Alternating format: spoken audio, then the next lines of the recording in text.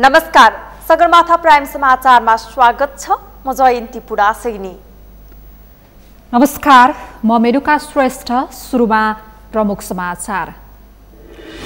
आज एकै दिन 1566 जनाले जिते कोरोना, 1041 संक्रमित थपिए, थप 9 संक्रमितको मृत्यु।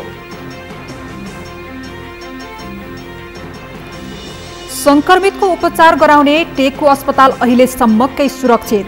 उपचारमा खटिएका स्वास्थ्य कर्मी सचेत। स्वास्थ्य मन्त्रालयले जनचेतनामूलक कार्यक्रम गर्ने। कोरोना रोकथाम र नियन्त्रण गर्न स्थानीय सरकारको आफ्नै पहल। झापामा सामूहिक परीक्षण, मेलम्ची नगरपालिकाले बनायो क्वारेन्टाइन र आइसोलेसन।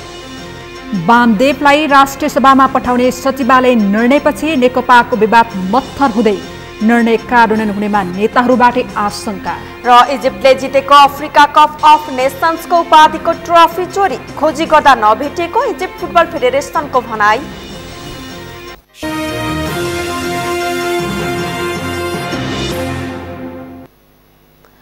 सगरमाथा प्राइम समाचार अब विस्तारमा। नेपालमा आज मात्रै थप 9 जनाको कोरोना संक्रमणबाट मृत्यु भएको छ। थप 1041 जना नयाँ संक्रमित थपिएका छन्। कोरोना संक्रमित बढिरहेको अवस्थामा निको भएर फर्किनेको संख्या पनि बढेको छ। आज मात्रै 1566 जना निको भएर डिस्चार्ज भएका छन्। सन्तोष बिके थापाको रिपोर्ट। शनिबार मात्रै थप 9 जनाको मृत्यु भएपछि नेपालमा कोरोना संक्रमणबाट ज्यान गुमाउनेको संख्या 280 पुगेको छ। मोरङ, काठमाडौँ, मकवानपुर, नवलपरासी, पर्सा, मोहतरी र रूपन्देहीका गरी 9 जनाको मृत्यु भएको स्वास्थ्य मन्त्रालयले पुष्टि गरेको छ। त्यसमध्ये 3 महिला र 6 पुरुष छन्। शनिबार मात्रै थप 1041 जनामा कोरोना संक्रमण पुष्टि भएको छ। त्यसमध्ये काठमाडौँमा 326, ललितपुरमा 37 र भक्तपुरमा 45 गरी 408 जना काठमाडौँ उपत्यकाका मात्रै छन्। यससँगै देशभर कुल संक्रमितको संख्या 45,277 पुगेको छ। गएको 24 घण्टामा 9 जना नेपाली दाजुभाइ दिदीबहिनीहरूको निधन भएको छ र यसमा चाहिँ महिला 3 जना हुनुहुन्छ। मोरङको 43 वर्षीय, मकवानपुरको 52 वर्षीय र नवलपरासीको 37 वर्षीय 3 जना र पुरुषमा पर्साको 75 वर्षीय, महोत्तरीको 78 वर्षीय, काठमाडौँको 41 वर्षीय, 59 वर्षीय र 65 वर्षीय 3 जना र रूपन्देहीको 40 वर्षीय पुरुष गरी 6 जना र जम्मा 9 जनाको निधन भएको छ। कोरोना भाइरसबाट संक्रमित हुनेको संख्या बढिरहेका बेला निको भएर डिस्चार्ज हुनेको संख्या पनि बढेको छ। पछिल्लो 24 घण्टामा 1566 जनाले कोरोना भाइरस जितेर घर फर्किएका छन्। यससँगै हालसम्म संक्रमण मुक्त हुनेको संख्या 27127 जना पुगेको छ। 17870 जना सक्रिय संक्रमित छन्। आजको जम्मा 349 महिला र 692 जना पुरुष गरी जम्मा 1041 जना संक्रमित भेटिनु भएको छ। पछिल्लो 24 घण्टामा 12475 नमुना परीक्षण गर्दा 349 महिला र 692 पुरुषमा संक्रमण देखिएको हो। सगरमाथा टेलिभिजनका लागि सन्तोष बिके Thapa, Kathmandu. Corona virus COVID-19 संक्रमणको जोखिम बढ्दै गएपछि स्वास्थ्य तथा जनसङ्ख्या मन्त्रालयले जनचेतनामूलक कार्यक्रम गरेको छ। उपत्यका लगायत देशका अन्य स्थानमा संक्रमितको संख्या दिन प्रतिदिन बढ्दै गएपछि मन्त्रालयले जनचेतनामूलक कार्यक्रम गरेको हो। काठमाडौँ, ललितपुर र भक्तपुर जिल्लाका विभिन्न 10 रुटमा मन्त्रालयले जनचेतनामूलक कार्यक्रम गरेको हो। कोरोनालाई परास्त गरौँ, सेनिटाइजर, मास्क प्रयोग गरौँ, भौतिक दूरी कायम गरौँ भन्ने नाराका साथ माइती घरबाट कार्यक्रमको शुभारम्भ गरिएको थियो। सैनिटाइजर मास्क, भौतिक दूरी। हस्, धन्यवाद। स्वास्थ्य मन्त्रालयका प्रवक्ता डाक्टर जागेश्वर गौतमले भिडभाड नगर्न आग्रह गर्ने, केही मान्छे भेला भएको ठाउँमा गएर 2 मिटरको दूरी कायम राख्न आग्रह गर्ने, मास्क लगाउन आग्रह गर्ने गरी जनचेतना जगाउन कार्यक्रम आयोजना भएको बताउनुभयो। उद्देश्य भनेको जहाँ भिडभाड भइरहेको छ त्यो ठाउँमा हामी गएर 2 मिटरको दूरी कायम गर्न हामी भन्छौँ। भिड नगर्नको लागि भन्छौँ। मास्क ठिकसँग लगाउन हामी अभिप्रेरित गर्छौँ, सिकाउँछौँ र मास्क नलगाएकालाई हामी चाहिँ मास्क पनि दिन्छौँ र हामी जनचेतना चाहिँ जगाउने हिसाबले हामीले यो कार्यक्रम आयोजना गर्न लागेको छौँ, जसमा जो सहयोग गर्नुभएको छ सबैलाई म धन्यवाद दिन चाहन्छु। मन्त्रालयका प्रमुख विशेषज्ञ डाक्टर महेन्द्र श्रेष्ठले कोरोना महामारी कहिलेसम्म रहन्छ भन्ने यकिन नभएको अवस्थामा बेला बेलामा हात धुने, सैनिटाइजर प्रयोग गर्ने, मास्क लगाउने, श्वास प्रश्वासबाट कोरोना सर्न सक्छ भन्ने कुरालाई मध्यनजर गर्दै व्यक्ति दूरी कायम गर्नुपर्ने बताउनुभयो। उपाय छ, हामी बेला बेलामा हात धोयौँ, बेला बेलामा सेनिटाइजरको प्रयोग गऱ्यौँ, मास्क लगायौँ र व्यक्तिगत दूरी कायम गरौँ। धेरै नजिक बसेर कुराकानी गरेनौँ, नजिक बसेनौँ भनेपछि यो रोग अर्को रोगमा सर्दैन। मन्त्रालयको तथ्याङ्क अनुसार नेपालमा अहिलेसम्म 45,277 जनामा संक्रमण पोजिटिभ हुँदा 27,127 जना निको भएर घर फर्किएका छन्। देशभर बढ्दो कोरोना संक्रमणले कोरोना हबका रूपमा विकास गरिएका अस्पताल तथा कोभिड अस्पताल थलिँदै गएका छन्। अधिकांश स्वास्थ्य संस्थामा कार्यरत चिकित्सक तथा स्वास्थ्य कर्मी संक्रमित बनेपछि कोरोना संक्रमितको उपचार नै प्रभावित बनेको छ। तर सुरुवाती चरणदेखि नै कोरोना संक्रमितको उपचारमा क्रियाशील टेकु अस्पतालमा न स्वास्थ्य कर्मी संक्रमित छन् न संक्रमित कसैको मृत्यु भएको छ। आखिर कसरी? सन्तोष बिके थापाको रिपोर्ट। नेपालमा पहिलो पटक माघ 9 गते चीनबाट आएका एक व्यक्तिमा कोरोना संक्रमण पुष्टि भएको थियो।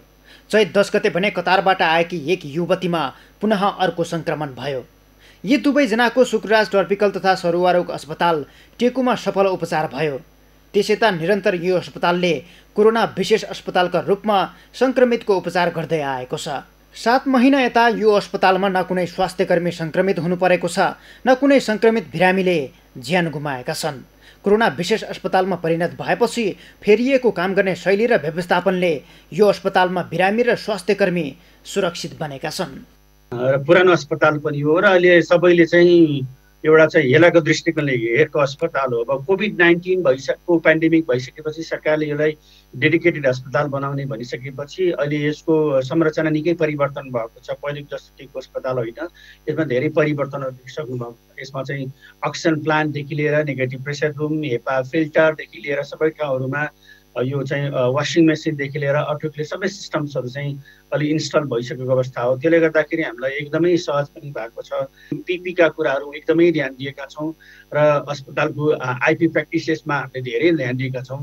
यसले गर्दा नै हामी आजका दिनसम्म सफल भएका छौँ। टेकु अस्पतालमा सामान्यतया दैनिक 500 को हाराहारीमा मानिसहरू कोरोना परीक्षणका लागि पुग्दछन्। हालसम्म 350 बढी संक्रमितको उपचार गरेको अस्पतालमा अहिले पनि 46 जना संक्रमित उपचार गराइरहेका छन्। उपचारलाई सहज बनाउन र संक्रमणबाट बच्न यहाँ रोबोटको पनि प्रयोग गरिएको छ। रोबोटले औषधि र बिरामीका लागि खानाहरू पुर्याउँछ। यहाँ प्रेसर कोठा बनाइएको छ जसले बिरामीको श्वाससहितको हावालाई छानेर बाहिर पठाउने काम गर्छ। बिरामीको अवस्था बुझ्न एकपटकमा एकजना चिकित्सक मात्रै जान्छन् भने एक स्वास्थ्यकर्मीले 12 घण्टा मात्रै ड्युटी गर्नुपर्छ। यो अस्पतालले 30 आइसोलेसन बेड, 20 वटा आइसियु र 6 वटा भेन्टिलेटरको व्यवस्था गरेको छ। यहाँ आउने सबै बिरामीलाई कोरोनाका शङ्कास्पद बिरामी मानेर उपचार गरिन्छ। तर अन्य अस्पतालमा त्यस्तो देखिँदैन। कोभिड र नन कोभिड बिरामी छुट्याएर उपचार गर्न नसक्दा अस्पतालमा जोखिम बढेको छ र स्वास्थ्यकर्मी संक्रमणमा परेका छन्। टेकु अस्पताल जस्तो तालिम प्राप्त स्वास्थ्यकर्मी अन्य अस्पतालमा नहुनु पनि प्रमुख समस्या बनेको छ। अन्य अस्पतालको भागमा भन्दाखेरि उहाँहरूले कोभिड-19 को साथसाथमा भन्दा पनि कोभिड-19 त अरू अस्पतालमा गर्छ र उहाँहरूले गर्ने भनेको खास गरेर नन कोभिड बिरामीहरूलाई उहाँले म्यानेजमेन्ट गर्नुपर्ने हुन्छ। त्यसकारण उहाँहरूसँग यो चाहिँ विभिन्न किसिमका पिपी तयारी अवस्थामा हुँदैन होइन। अब त्यसपछि उहाँहरूको वार्ड पनि त्यस्तो प्रकारको इन्भाइरोमेन्ट छैन। अब कोभिड र नन कोभिडको एकदमै सम्पर्क हुँदाखेरि उहाँहरू चाहिँ हाम्रा चिकित्सक साथीहरू, स्वास्थ्यकर्मीहरू अन्य अस्पतालमा सजिलै चाहिँ यसरी इन्फेक्टेड भएको देखिन्छ। त्रिवी शिक्षण अस्पताल, वीर अस्पताल, धुलीखेल अस्पताल, नारायणी अस्पताल, भरतपुर अस्पताल लगायतका देशभरका 100 भन्दा बढी स्वास्थ्य संस्थाका 600 बढी स्वास्थ्यकर्मी संक्रमणमा परिसकेको स्वास्थ्य मन्त्रालयको तथ्याङ्क छ। स्वास्थ्यकर्मी नै संक्रमित भएपछि उपचार पनि प्रभावित बनेको छ, किनकि एक स्वास्थ्यकर्मी संक्रमित हुनु भनेको सयौं मानिस संक्रमित हुनु हो। सगरमाथा टेलिभिजनका लागि क्यामेरामा उत्सव वाग्लेका साथमा सन्तोष बिके थापा, काठमाडौँ। समुदायमा फैलदै गरेको कोरोना संक्रमण नियन्त्रणका लागि झापाका स्थानीय तहले अटो रिक्सा चालकहरूको सामूहिक PCR परीक्षण सुरु गरेका छन्। झापाको बिर्तामोड र अर्जुनधारामा सञ्चालित करिब 1000 अटो रिक्सा चालकको सामूहिक कोरोना परीक्षण थालिएको हो। झापाबाट पुजन घिमिरे र शिशिर चम्लागाईको रिपोर्ट। झापामा समुदाय स्तरमै कोरोनाको संक्रमण देखिन थालेपछि बिर्तामोड र अर्जुनधारा नगरपालिकाले सर्वसाधारणको प्रत्यक्ष सम्पर्कमा आउने अटो रिक्सा चालकको PCR परीक्षण सुरु गरेका छन्। केही दिन अघि बिर्तामोड स्थित रत्ना सुपरमार्केटका व्यवसायीको परिवारका 2 जना सदस्यमा कोरोना संक्रमण देखिएको थियो। उनीहरूले अटो रिक्सामा यात्रा गरेको देखिएपछि बिर्तामोड नगरपालिका, जिल्ला ट्राफिक प्रहरी कार्यालय, इलाका प्रहरी कार्यालय बिर्तामोड र अटो रिक्सा चालकका संगठनको समन्वयमा बिर्तामोड नगर क्षेत्रका सबै अटो चालकको कोरोना परीक्षण गरिएको हो। गएको भाद्र 11 गतेबाट चालकहरूलाई होम क्वारेन्टाइनमा राखी 15 गतेबाट स्वाब सङ्कलन गरिएको हो। हालसम्म 656 जना सिटी तथा टेम्पो चालकहरूको PCR परीक्षणका लागि स्वाब सङ्कलन गरिएको नगरका कोभिड संयोजक ओम बहादुर खड्काले जानकारी दिएका छन्। र समुदायमा जब बिर्तामोड नगरपालिकामा 2 जना महिलामा समुदायमा चाहिँ कोरोना संक्रमण पुष्टि भयो, त्यस पछाडि उहाँहरूको हिस्ट्रीमा चाहिँ अटो रिक्सा चढेको भन्ने कुरा आयो। त्यसले गर्दा हामी सम्पूर्ण अटो रिक्सालाई चाहिँ उनीहरू कुन अवस्थामा छन् त, कतिजनालाई चाहिँ संक्रमण छ या छैन भन्ने कुरा चाहिँ हामीले 11 गतेदेखि 5 दिन उहाँहरूलाई होम क्वारेन्टाइन राख्यौँ र आज टेस्टको दायरामा उहाँहरूलाई लाँदैछौँ र यो टेस्टको रिपोर्ट 3 दिनदेखि 5 दिनभित्रमा आउँछ र यो 5 दिनसम्ममा यदि उहाँहरूको रिपोर्ट आइसक्दासम्म समुदायमा कुनै पनि यदि अटो रिक्सामा छ भने ट्रान्समिसन हुन रोक्नु नै हाम्रो सबैभन्दा मुख्य उद्देश्य हो। बिर्तामोडसँगै जोडिएको अर्जुनधारा नगरपालिकाले समेत अटो चालकमा संक्रमण हुन सक्ने भन्दै करिब 300 अटो चालकको परीक्षणका निमित्त स्वाब सङ्कलन गरिसकेको छ। अटो रिक्सा चालक संक्रमित भए यात्रु हुँदै समुदाय नै कोरोनामय हुने भन्दै चालकहरूको परीक्षण गरिएको इलाका प्रहरी कार्यालय बिर्तामोडले जनाएको छ। गएको भाद्र 11 गतेबाटै रिपोर्ट नआउँदासम्म अटो रिक्सा सञ्चालनमा पनि पूर्णतः प्रतिबन्ध लगाइएको छ। सवारी चालक, अटो टेम्पो चालकहरू सानो र त्यहाँ 3-4 जना पनि लिएर जानुपर्ने, म्याक्सिमम मान्छेहरू दिनमा ओसार पसार गर्ने, जसले गर्दा चालक स्वयमै चाहिँ जोखिममा परेको हो कि भन्ने खालको एउटा चाहिँ हाम्रो विश्लेषण भए पश्चात हामीले बिर्तामोड नगरपालिकाभित्र चल्ने सम्पूर्ण अटो टेम्पो चाहिँ चालकहरूलाई के भन्यो भने 5 दिन उहाँहरूले कम्प्लिट रूपमा घरमा लकडाउनमा बस्ने, आइसोलेसनमा। त्यसपछि हामीले उहाँहरूको PCR बिर्तामोड नगरपालिकाले निःशुल्क रूपमा टेम्पो चालक अथवा अटो चालकहरूको PCR परीक्षण गर्ने र त्यसको रिजल्ट नआउँदासम्म पनि उहाँहरू स्टिल घरमै आइसोलेसनमा बस्नुहुन्छ, सेपरेट बस्नुहुन्छ। ट्राफिक प्रहरीले त चालकको कोरोना परीक्षण गरेको रिपोर्ट राखिएका अटो रिक्सालाई मात्रै गुड नदिने बताएको छ। त्यसै अनुरूप अनुगमन बढाएको ट्राफिक प्रहरीले चालकहरूले सडकमा रिक्सा लिएर निस्कँदा साथमा रिपोर्ट पनि लिएर आउनुपर्ने बताएको छ। उहाँहरूको PCR टेस्टको जुन रिपोर्ट छ त्यो नेगेटिभ भएका जति पनि अटो रिक्साहरू छन् उहाँहरूलाई चाहिँ सहज तरिकाले एउटा राज्यले तोकेको जुन एउटा मापदण्ड छ त्यो मापदण्ड अनुसार चाहिँ चलाउनका निमित्त हामी सहजीकरण गर्छौँ। बिस्तारै यसको यो अटो रिक्साहरूलाई चाहिँ सञ्चालनमा ल्याउँछौँ। तर यदि PCR रिपोर्ट पोजिटिभ भएका अथवा PCR रिपोर्टै नबोकेका त्यस्ता अटो टेम्पोहरू बिर्तामोड नगर एरियामा चाहिँ अहिले तत्कालको लागि हामीले प्रवेश निषेध पनि गरेका छौँ। परीक्षण गरिएका चालकहरूको रिपोर्ट चाँडै आउने बिर्तामोड र अर्जुनधारा नगरपालिकाले जनाएका छन्। समुदाय स्तरमै संक्रमण फैलिसकेको अवस्थामा आम नागरिकको प्रत्यक्ष सम्पर्कमा आउने व्यक्तिहरूको सामूहिक परीक्षण सकारात्मक भए पनि त्यसको पनि भर पर्न भने सम्भव हुँदैन। परीक्षण गरेकै दिन संक्रमित यात्रु परेमा पनि संक्रमण फेरि फैलन सक्ने भएकाले चालकहरूलाई व्यक्तिगत सुरक्षाका उपकरण प्रयोगमा सचेत बनाउन आवश्यक छ। सगरमाथा टेलिभिजनका लागि शिशिर चौलगाईका साथमा पुजन घिमिरे, झापा। सिन्धुपाल्चोक जिल्लाको मेलम्ची नगरपालिकाले कोरोना जितेर फर्कनेहरूबाट प्रशंसा पाएको छ। 35 शय्याको क्वारेन्टाइन र 10 शय्याको आइसोलेसन निर्माण गरेको नगरपालिकाले आफ्नो क्षेत्रसहित अन्य 3 गाउँपालिकाका संक्रमितलाई व्यवस्थापन गरेको छ। त्यसरी राखिएका संक्रमितहरूले कोरोना जितेर घर फर्किँदा नगरपालिकाको उच्च प्रशंसा गरेका हुन्। सिन्धुपाल्चोकबाट दिपेन ढुङ्गानाको रिपोर्ट। मेलम्ची नगरपालिकामा सिन्धुपाल्चोककै क्षेत्रीय आइसोलेसन केन्द्र भएकाले इन्द्रावती गाउँपालिका, हेलम्बु गाउँपालिका, 5 पोखरी थाङपाल गाउँपालिका सहित नगरपालिका क्षेत्रका शङ्कास्पद तथा कोरोना संक्रमितको व्यवस्थापन भइरहेको छ। 35 बेडको क्वारेन्टाइन तथा 10 बेडको आइसोलेसन कक्ष बनाएको मेलम्चीले धुलीखेल अस्पतालद्वारा सञ्चालित बाहुनेपाटी स्वास्थ्य केन्द्रलाई आइसोलेसन बनाएको छ। जिल्लाको सदरमुकाम चौतारामा संक्रमित भए पनि मेलम्ची आइसोलेसनमा बसेका उनीहरू नगरपालिकाले गरेको व्यवस्थापनबाट सन्तुष्टि भएको बताउँछन्। व्यवस्थापनको हिसाबले एकदम राम्रो व्यवस्थापन छ। यहाँ चाहिँ अब खानी बस्ने वातावरणीय हिसाबले यहाँको सम्पूर्ण व्यवस्थापन राम्रो छ। स्वास्थ्यको हिसाबले पनि बिहान जुन अभ्यास यो योगा अभ्यासदेखि जुन व्यायाम गर्ने, बेलुका नाच्ने यी कामहरू यसले पनि हामीलाई चाहिँ एक हिसाबले स्वस्थ बनाउनलाई। आइसोलेसनमा रहेका मध्ये एकै दिन 4 जनाले कोरोना जितेका छन्। कोरोनाले भन्दा पनि मानसिक तनावले सताउने उनीहरूको अनुभव छ। व्यवस्थित आइसोलेसन र बलियो आत्मबलले कोरोना जित्न सफल भएको उनीहरूको अनुभव छ। जति बेला म यहाँ आइसके पछाडि चाहिँ नि आइसोलेसनमा हुनुपर्ने जति व्यवस्थापनका कुराहरू असाध्यै राम्रो छ। यहाँ चाहिँ नि हरेक दिन हुने शारीरिक एक्सर्साइज अनि त्यस पछाडि यहाँ हामी भित्र रहँदाखेरि पनि सुरक्षाका चाहिँ नि उपायहरू यी आदि कुराले गर्दाखेरि चाहिँ हामी एक त मुक्त हुन्छौँ।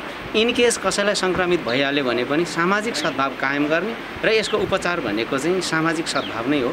अनि त्यो सँगै हाम्रो औषधि चाहिँ कोरोनाको के हो भने यहाँको चाहिँ यो व्यवस्थित आइसोलेसन। आइसोलेसनमा बस्नेहरूका लागि नगरपालिकाले दैनिक 4 पटक खाना, पौष्टिक आहार, दूध, अन्डा लगायत शक्तिवर्धक चिजहरू उपलब्ध गराउँदै आएको छ। क्वारेन्टाइन व्यवस्थापनका लागि नेपाल प्रहरी, डाक्टर तथा कर्मचारी खटिरहेका छन्। नगरपालिकाले संक्रमितलाई कुनै पनि कुराको कमी हुन नदिने बताएको छ।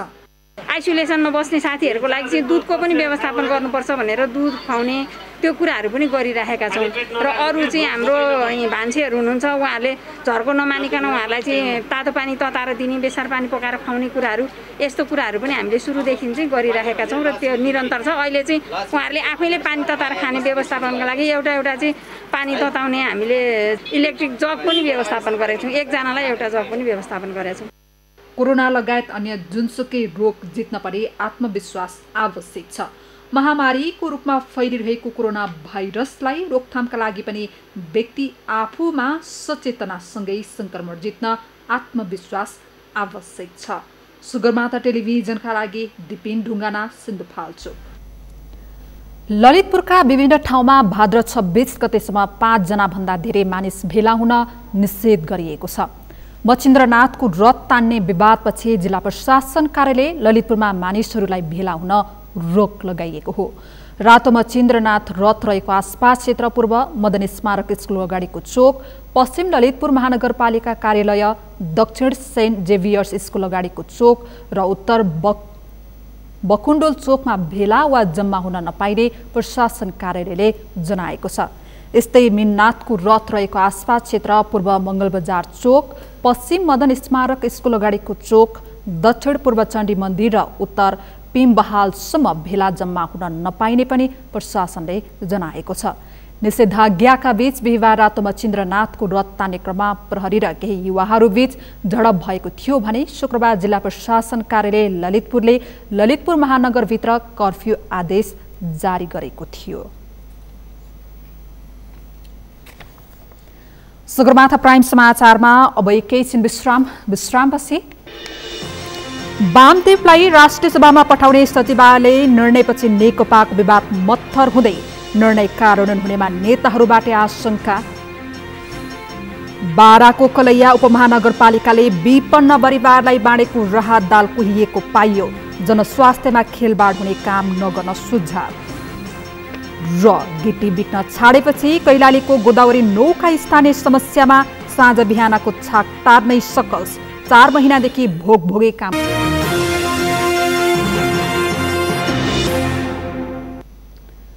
विश्रामपछि सगरमाथा प्राइम समाचारमा स्वागत छ।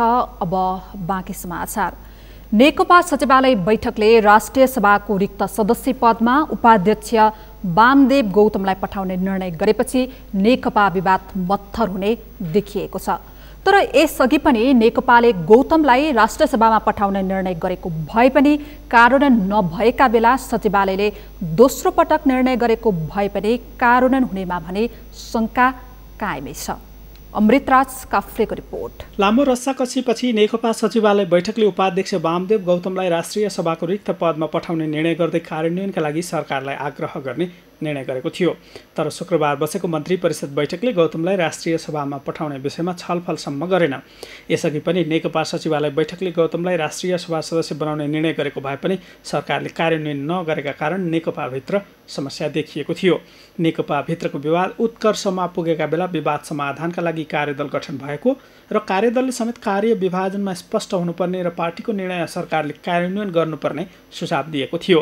त्यही सुझाव अनुसार गौतमलाई राष्ट्रिय सभामा पठाउने निर्णय गरेपछि नेकपा विवाद मत्थर हुने देखिएको छ। तर शुक्रबार बसेको मन्त्री परिषद बैठकले गौतमलाई सिफारिस नगरेका कारण केही आशंका भने सुरु भएको छ। पार्टी अध्यक्ष एवं प्रधानमन्त्री कमरेड केपी शर्मा ओलीले बैठकमा हाम्रो पार्टीको केन्द्रीय उपाध्यक्ष कमरेड वामदेव गौतमलाई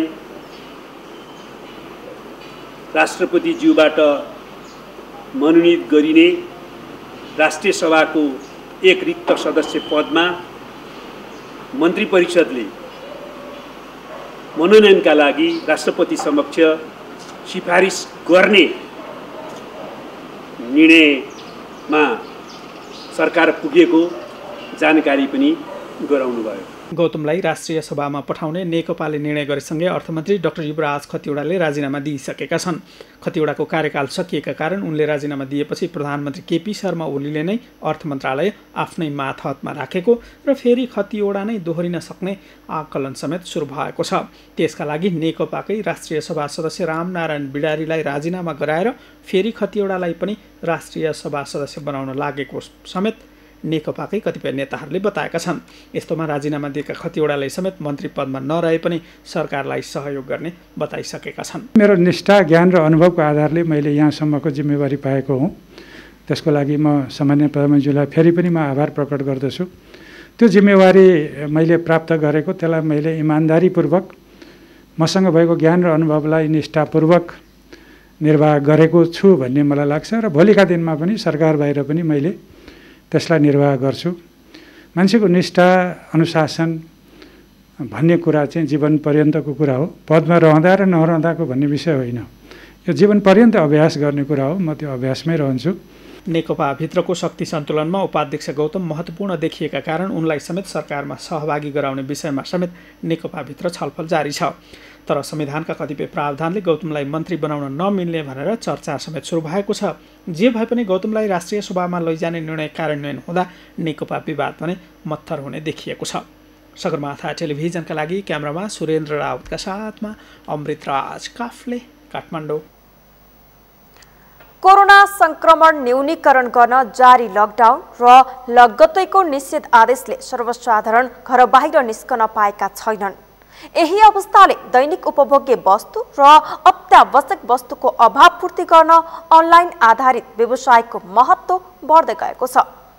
घरमै सामान आइपुग्ने तथा मानवीय आवत जावत समेत कम हुने भएकाले ई कमर्स लोकप्रिय बनिरहेका बेला लकडाउन र निषेधाज्ञामा यसको आवश्यकता अझ बढेको छ। कुलचन्द्र विष्टको रिपोर्ट। निषेधाज्ञाका कारण उपत्यकामा बजार र आवागमन बन्द भए पनि अनलाइन मार्फतको बिक्री सेवा सञ्चालनको क्रम बढ्दै गएको छ। मानवीय चहलपहल कम गराउन स्थानीय प्रशासनले निषेधाज्ञा जारी गरेपछि यतिखेर यस्ता कम्पनीहरूले स्वास्थ्य सुरक्षा अवलम्बन गर्दै उपभोक्ताको घर दैलोसम्म दैनिक उपभोग्य सामग्री पुर्याउँदै आएका छन्। उनीहरूले ग्राहकको माग अनुसार ताजा तरकारी र खाद्यान्न लगायत दैनिक उपभोग्य वस्तुलाई बढी प्राथमिकता दिएका छन्। सस्तो डिल, ग्यापु, फुडमान्डु, भोज लगायतले यो सेवा दिइरहेका छन्। घरमै सामान आइपुग्ने तथा संक्रमणको जोखिम पनि कम हुने हुँदा यस्ता सेवातर्फ मानिसहरूको आकर्षण बढ्दै गएको छ। अन्य व्यवसाय सञ्चालन र निषेधाज्ञाका कारण धरापमा परे पनि अनलाइन मार्फत बिक्री सेवा दिँदै आएका कम्पनीहरूलाई भने यो एउटा मौका बनेको कम्पनी सञ्चालकहरू बताउँछन्। अहिले सबैभन्दा बढी दैनिक उपभोग्य वस्तुको माग छ। सुरुमा त पक्कै पनि खाद्यान्न वस्तु पनि अर्डर धेरै हुने भयो। तरकारी, फलफुलदेखि लिएर चाहिँ मेडिसिनदेखि लिएर सबै कुराहरू, अथवा यो जुन अहिले चाहिँ भनौँ न मास्क, सेनिटाइजरदेखि लिएर यी कुराहरूको चाहिँ अर्डरहरू हुने भयो। तर परिस्थिति भने त्यति सहज छैन। सुरुवाती चरणमा सुविधाभोगी र धनीका लागि मात्र यस्तो सेवा हो भन्ने सोचाइरहेकोमा अहिले आवश्यकताले समेत ई कमर्सको महत्त्व बढे पनि सरकारी नीतिका कारण व्यवसाय सहज नभएको उनीहरू बताउँछन्। केही समय अघि प्रहरीले होम डेलिभरी गर्ने ई कमर्स व्यवसायीहरूलाई धरपकड गर्यो। कम्पनीका संस्थापक र कर्मचारी पक्राउ परे। अहिले सेवा निश्चित शर्तका आधारमा सञ्चालन भए पनि सरकारी मापदण्ड प्रष्ट नभएको उनीहरू बताउँछन्। सरकारले हाललाई अत्यावश्यक वस्तुको डेलिभरी गर्न पाइने बताए पनि अत्यावश्यक वस्तु केलाई भन्ने अन्यल रहेको उनीहरूको भनाइ छ। तत्काललाई दैनिक उपभोग्य वस्तु, औषधि, स्वास्थ्य सुरक्षा सामग्री लगायतलाई अत्यावश्यक मानिए पनि वैकल्पिक माध्यमबाट विद्यार्थी पढाउने, बैंक सञ्चालन गर्न दिने, तर तिनीहरूका लागि चाहिने सामग्रीलाई अत्यावश्यक नमान्दा कसरी कार्य सम्पादन हुन्छ भन्ने उनीहरूको प्रश्न छ। अत्यावश्यक वस्तु केलाई मानिन्छ यसमा चाहिँ दुविधा छ क्या। बैंक चाहिँ हामी सञ्चालन गर्न दिइरहेको छौँ राम्रोसँग होइन, वित्तीय संस्थानहरू हामीले दिइरहेको छौँ भने तिनलाई दैनिक रूपमा चाहिने फोटोकपी, पेपर, स्ट्याप्लर होला, टेप होला, त्यो चाहिँ हामीले डेलिभरी गरेर नपाउने अवस्थामा चाहिँ इन्फर्मल व्यक्तिहरूले नै त्यहाँनिर चाहिँ सामानहरू पुर्याउन पाउँछ, तिमीहरूले चाहिँ पाउँदैन, किनभने तिमीहरू चाहिँ लिगल रूपमा चलिरहेछौ भन्न खोजेको हो कि गभर्मेन्टले। पछिल्लो समय ई-कमर्स प्रति मानिसहरूको धारणा बदलिएको छ। नुनदेखि सुनसम्म पाइने ई-कमर्सको प्लेटफर्म प्रयोग गरेर घर आँगनमै सेवा लिन पाइन्छ। अहिलेको अवस्थामा अन्य समयको तुलनामा यस्ता प्लेटफर्महरूमा पनि ग्राहकहरूको आकर्षण बढिरहेको छ, तर सेवा भने डराइ दिन परिरहेको अवस्थामा सञ्चालक छन्। ई-कमर्सको सबैभन्दा ठुलो फाइदा भनेको उसले कसलाई कुन ठाउँमा कुन सामग्री बिक्री गरियो र त्यो सामान को मार्फत गयो भन्ने कुराको राम्रो विवरण हुन्छ। अहिलेको समयमा कालोबजारी हुने सम्भावना उच्च छ। मानिसहरूलाई अत्यावश्यक परेको सामान किन्ने एकदमै कम विकल्प छ। धेरै ठाउँ पनि जान सकिरहेका हुँदैनन्। यस्तो बेला सर्वसाधारणको माग बमोजिम सेवा दिइरहेका कम्पनीको माग भने सम्बोधन भएको छैन। सगरमाथा टेलिभिजनका लागि क्यामेरामा उत्सव वाग्लेका साथमा कुलचन्द्र विष्ट, काठमाडौँ। लकडाउन सुरु भएको 2 सातापछि कलैया उपमहानगरपालिकाले नगरभित्रका विपन्न गरिब घरधुरीलाई भन्दै खाद्यान्न राहत वितरण गर्यो। तर नगरपालिकाले वितरण गरेको राहतको दाल कुहिएको भेटिएपछि त्यसको विरोध भएको थियो।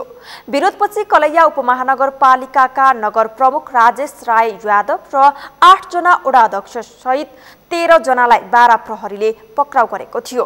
तर वैशाख 10 मा सबैजना धरौटीमा रिहा भए पनि कानुनी प्रक्रिया भने त्यही रोकिएको छ। बाराबाट जितलाल श्रेष्ठको रिपोर्ट। राहतमा कुहिएको दाल वितरण गरेको अभियोगमा पक्राउ परेका कलैया उपमहानगरपालिकाका नगर प्रमुख राजेश राय यादव र 8 जना वडा अध्यक्ष सहित 13 जना प्रहरीले लगाएको कालोबजारी तथा सामाजिक अपराध ऐन 2032 अन्तर्गत धरौटी बुझाएर रिहा भएका छन्। राहतमा कुहिएको दाल वितरण गरेपछि दाल नियन्त्रणमा लिएर घटनाको अनुसन्धान सुरु गरेको बारा प्रहरीले वैशाख 9 गते सबुत प्रमाण सहित जिल्ला प्रशासन कार्यालय बारालाई बुझाएको थियो। लकडाउनमा राहत स्वरूप वितरण गरिएको दाल अखाद्य रहेको भन्ने सूचना आएपछि हामीले यसलाई परीक्षण गर्दाखेरि दाल अखाद्य रहेको भन्ने रिपोर्ट प्राप्त भयो। त्यसमा हामीले जम्मा 13 जना मान्छेहरूलाई मुद्दा चलायौँ र यो हामीले 2077 साल वैशाख 4 गते जिल्ला प्रशासन कार्यालयमा मुद्दा बुझाइसकेका छौँ। अहिले यो मुद्दाको सुनवाई चलिरहेको छ। यसमा कलैया मनपाका मेयर 8 वटा वडा अध्यक्ष समेतलाई विपक्षी बनाएको छौँ हामीले। जम्मी 13 जना उप मुद्दा दायर भएको थियो। प्रारम्भिक अनुसन्धानका क्रममा दाल यादव आइस एन्ड कोल्ड स्टोरबाट खरिद गरिएको खुलेको थियो। 2076 चैत 29 गति बिहान कोल्ड स्टोर्स र विभिन्न वडामा छापामारी गरेर 25 किलो र 50 किलो गरी 866 बोरा दाल सिलबन्दी गरिएको थियो। सोही दालको नमुना सङ्कलन गरी हेटौडा स्थित खाद्य प्रविधि तथा गुण नियन्त्रण कार्यालयमा परीक्षण गराउँदा दाल गुणस्तरहीन प्रमाणित भएको थियो। त्यसपछिको अनुसन्धानमा कलैया उपमहानगरपालिका र वडाले 2073 सालदेखि यादव आइस एन्ड कोल्ड स्टोरमा थन्क्याएर राखिएको कुहिएको दाल राहतमा वितरण गरेका थिए। विरोधपछि नियन्त्रणमा लिएको 25 किलो र 50 किलोको 866 बोरामा रहेको 32,850 किलो गुणस्तरहीन दाल बारा प्रहरीले जलाएर नष्ट गरिसकेको छ। स्थानीयले भने प्रशासनले हेरेको मुद्दामा समेत 5 महिनासम्म कारबाही अघि नबढेको भन्दै प्रशासनको मिलेमत्तोमा प्रश्न उठाउन थालेका छन्।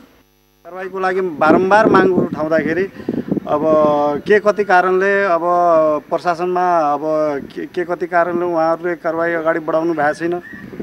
जिल्ला प्रशासन कार्यालयको तजविज अनुसार जे कारबाही अगाडि गर्नुपर्ने हो उहाँलाई यदि गर्नु भएको छ भने गलत गर्नु भएको छ भने उहाँले कारबाही गर्नु पर्यो, यदि छैन भने छैन भन्नु पर्यो। तर यसको निर्णय चाँडोभन्दा चाँडो आउनु पर्यो। हाम्रो माग छ कारबाहीको दायरामा उहाँलाई ल्याउनु पर्यो। जसरी पनि यो गरिबहरूले एउटा खाने कुरामा पनि राजनीति गर्ने यो कुन राजनीति भइगयो? यो त सरासर घोटाला हो। यो किन कारबाहीको अगाडि बढेको छैन। अब यो कसैको मिलोमतोमा छ कि कसैको दबाबमा छ कि कसैको दबाब होला कि राजनीतिक चलखेल पनि हुन सक्छ होला। जिल्ला प्रशासन कार्यालय बाराले माग गरेको 2,81,000 रुपैयाँ धरौटी बुझाएर उनीहरू तारिखमा रिहा भएका थिए। प्रमुख जिल्ला अधिकारी रुद्रप्रसाद पण्डितको इजलासले नगर प्रमुख यादव र धनलक्ष्मी दाल मिलका सञ्चालक तेजकरण जैनसँग 2,81,000 धरौटी मागेको थियो। तर बारा जिल्ला प्रशासन भने लकडाउन अवधिका लागि सर्वोच्च अदालतले दिएको निर्देशनका लागि कारबाही गर्न नसकिएको बताएर पन्सिरहेको छ। सर्वोच्च अदालतले निषेधाज्ञा भएको अवधि समाप्त भएको मितिले 1 महिना पछिबाट मात्र तारिख नियमित सुरु हुने भनेर भनेको छ।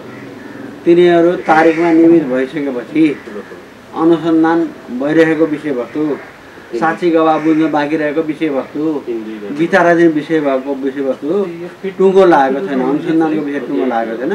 त्यो टुङ्गो लाग्न साथ प्रक्रिया अगाडि बढ्छ, टुङ्गिन्छ।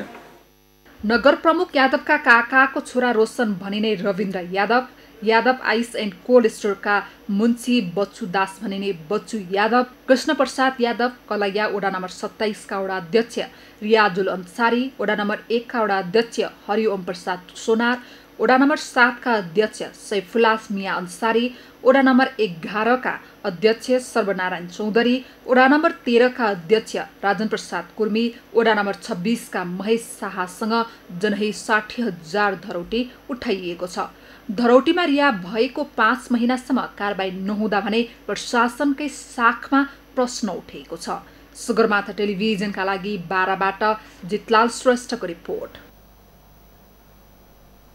बारा निजगढ नगरपालिकाका 37 वर्षीय लालध्वज लामाको हत्या आरोपीहरूलाई अदालतले पूर्वपक्षका लागि थुनामा पठाएको छ।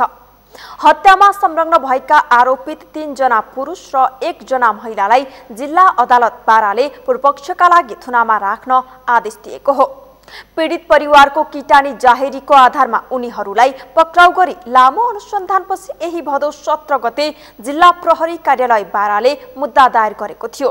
निजगढ नगरपालिका 9 का सञ्जय भनिले 45 वर्षीय चक्रबहादुर तामाङ, निजगढ 8 का 33 वर्षीय केशवराज सिवाकोटी, सर्लाही बागमती नगरपालिका 3 का 24 वर्षीय जुखबहादुर स्याङताङ र निजगढ नगरपालिका 8 का 39 वर्षीय वन्दना लामा अभियुक्त हुन्। मृतक लामा जितपुर सिमरा उपमहानगरपालिका 22 अम्लेखगञ्ज परिवार सहित ससुरारीमा बस्दै आएका थिए। उनी असार 21 गते साँझ घर परिवारसँग सम्पर्क विहीन भएपछि खोजी गर्दा असार 28 गते अम्लेखगञ्ज स्थित जंगलको झाडीमा मृत अवस्थामा फेला परेका थिए। उनको शव प्रकृति दुवै हात र दुवै खुट्टा धारिलो हतियारले गिडिएको, शरीरमा धारिलो हतियार प्रहार गरिएको अवस्थामा फेला परेको थियो। शवको पोस्टमार्टम वीरगञ्जमा हुन नसकेपछि पीडित परिवारले बारा प्रहरीको समन्वयमा काठमाडौँमा पोस्टमार्टम गराएका थिए। सगरमाथा प्राइम समाचारमा एकैछिन विश्रामपछि गिटी बिक्न छाडेपछि कैलालीको गोदावरी नौका स्थानीय समस्यामा साँझ बिहानको छाक टार्ने सकस 4 महिनादेखि भोकभोकै काम गर्नु परेको गुनासो र इजिप्टले जितेको अफ्रिका कप अफ नेसन्सको उपाधिको ट्रफी चोरी खोजी गर्दा नभेटिएको इजिप्ट फुटबल फेडरेसनको भनाई।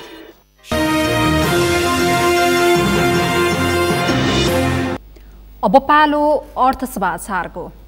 अर्थ समाचारका प्रायोजक हो आफ्नो विश्वास हो त्रिशक्ति सिमेन्ट।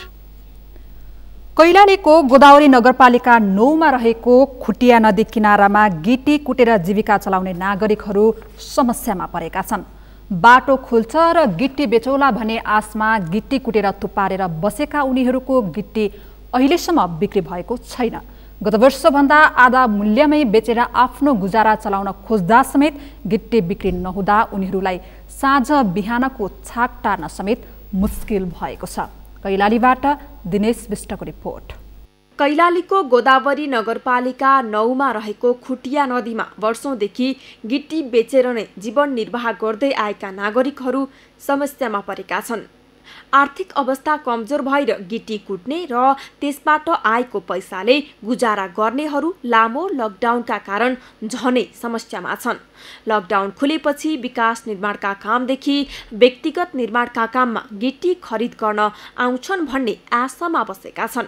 अहिले समेत सामाजिक दूरी कायम गर्दै गिटी कुटेरै दिन बिताइरहेका उनीहरू गिटी लिन कोही नआउँदा भने निराश भएका हुन्। हाम्रो नुन तेल खाना अनि बिजुली तिर्न खुदबिसी मिल जामा पैसा पुग्दैन। चिनी दालहरू किन्नुपर्छ। त्यही हुनाले हामीलाई समस्या धेरै परेको छ। 2022मा लाग्थ्यो एकदम आइरहन्थ्यो गाडी थोडा कुट्यो पनि लगिहाल्थ्यो। अहिले बेचिया छैन यो लकडाउन गर्दा। खाना लाउन पनि क्या को समस्या हुनु यो तब त ढुङ्गा फुटाए खाना ढुङ्गा फुटायो खायो सबै त अग्लो त ल्या हो योबाट अब एक खात यो हो एक खात तल हो तले हो यिनै चिची खानु पर्छ छैन हाम्रो जिम्मी जग्गा। लामो समय भारतमा रोजगारी गर्दै आएका गोदावरी नगरपालिका 9 बल्मीका देवबहादुर साउद भारतमा कोरोनाको महामारी भएपछि नेपाल आएर खुटिया किनारामा गिटी नै कुटिरहेका छन्। गिटी कुट्न थालेको 4 महिना बितिसक्दा समेत उनको गिटी बिक्री नहुँदा समस्या भएको छ। महिना दिन लगाएर जम्मा 5 देखि 7 घनमिटर गिटी कुट्ने उनको गिटी बिक्री नहुँदा परिवार कसरी चलाउने भन्ने चिन्ता बढेको छ। मसँग जिम्मी जग्गा के छैन। आधा कट्टा घरबाट मात्र हो मसँग। दुसराको जिम्मेदारको अध्यय बनाएर खान लाग्छौँ। त्यसपछि अब के गर्ने अब घर खर्च त केही चल्दैन। अब त्यसमा अब एक हिसाबले अब गिटी कुटेर भने त खास गरी केही छैन। 2-3 महिना भइहाल्यो गिटी कुट्न लाग्यो अझसम्मलाई गिटी गएको छैन।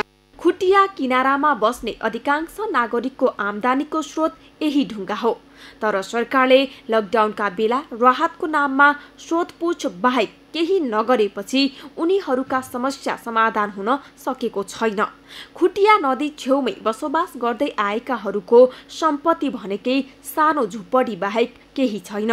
लकडाउन अगाडि 1 घनमिटरको 2000 देखि 22 रुपैयाँ मूल्य पाउने उनीहरू अहिले त्यसको आधा मूल्यमा समेत बिक्री नहुँदा दयनीय अवस्थामा छन्। अब गिट्टी बेचिन्न अब भाउ काम त भने अब पहिला गिट्टी भगा भोग बेचिन्थ्यो होइन यताउता मान्छे घर लाया हुन्थ्यो बाटो घाटो हुन्थ्यो त्यो हुन्थ्यो। अब लकडाउन भयो लकडाउनका डर अब कोही पनि घर पनि लाउनु लागेन बाटा घाटा पनि खुल्दैन त्यही हो। तेलको खाना खर्च सोडा साबुन कोरोना आइरहेको छ। बालबच्चा बिमारी भयो त्यसले लैजाने त्यसले मर्ने भन्ने आफूले लागिरहेको छ। पहिला त 2200 2100 2300मा पनि गयो। अहिले अब 1000 रुपियाँमा दिन्छु भनेर पनि लैदिन्न अब। बल्मीवासीलाई खुटिया नदीको ढुङ्गा जिउने सहारा बनेको छ। घाम पानी जाडो केही नमानी उनीहरू खुटिया नदीमै दिन बिताउने गरेका छन्। नदीको छेउमा गिटी कुट्नेहरूको भेला नै हुन्छ। बुढादेखि बच्चासम्मको दिनचर्या नदी किनारमै बितेर पनि काम गर्नेहरू भोकै बाँच्नु सामाजिक न्यायका लागि पनि चुनौती हो। सगरमाथा टेलिभिजनका लागि कैलालीबाट दिनेश विष्टको रिपोर्ट। यो सँगै हामी सगरमाथा प्राइम समाचारको अन्त्यमा छौँ। अन्त्यमा प्रमुख समाचार फेरि एकपटक। आज एकै दिन 1566 जनाले जिते कोरोना। 1041 संक्रमित थपिए। थप 9 संक्रमितको मृत्यु। संक्रमितको उपचार गराउने टेकु अस्पताल अहिलेसम्मकै सुरक्षित। उपचारमा खटिएका स्वास्थ्यकर्मी सचेत। स्वास्थ्य मन्त्रालयले जनचेतनामूलक कार्यक्रम गर्ने। कोरोना रोकथाम र नियन्त्रण गर्न स्थानीय सरकारको आफ्नै पहल। झापामा सामूहिक परीक्षण। मेलम्ची नगरपालिकाले बनायो क्वारेन्टाइन र आइसोलेसन। वामदेवलाई राष्ट्रिय सभामा पठाउने सचिवालय निर्णयपछि नेकपाको विवाद मत्थर हुँदै। निर्णय कार्यान्वयन हुनेमा नेताहरूबाटै आशंका। र इजिप्टले जितेको अफ्रिका कप अफ नेसन्सको उपाधिको ट्रफी चोरी। खोजी गर्दा नभेटिएको इजिप्ट फुटबल फेडरेसनको भनाई। हौस् त सगरमाथा प्राइम समाचार अहिलेलाई सकियो। तपाईँ समाचार बुलेटिनका साथै सगरमाथा टेलिभिजनका सम्पूर्ण कार्यक्रम www.sagarmatha.tv मा पनि पढ्न र हेर्न सक्नुहुनेछ।